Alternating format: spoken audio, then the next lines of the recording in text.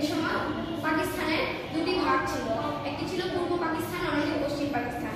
পূর্ব পাকিস্তানের বেশিরভাগ মানুষের মুখের ভাষাই ছিল বাংলা, কিন্তু পশ্চিম পাকিস্তানিরা পাকিস্তানের মানুষের উপর উর্দুকে রাষ্ট্রভাষা বানানোর দাবি চাপিয়ে দিয়েছিল। তখন বাংলার কিছু দামাত ছেলেরা তা মেনে নেয়নি।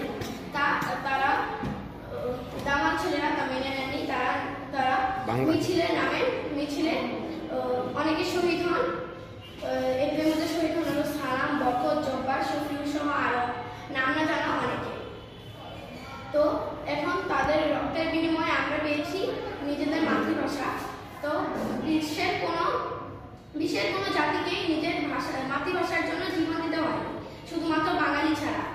এছাড়া 1999 সালে ইউনেস্কো বাংলাকে আন্তর্জাতিক মাতৃভাষা 21শে ফেব্রুয়ারিকে আন্তর্জাতিক মাতৃভাষা হিসেবে স্বীকৃতি প্রদান করে। এজন্য এখন এই 21শে ফেব্রুয়ারি দিনটিকে সারা বিশ্বে আন্তর্জাতিক মাতৃভাষা দিবস হিসেবে পালন করা হয়। ধন্যবাদ সকলকে আমার বক্তব্যটি শোনার জন্য।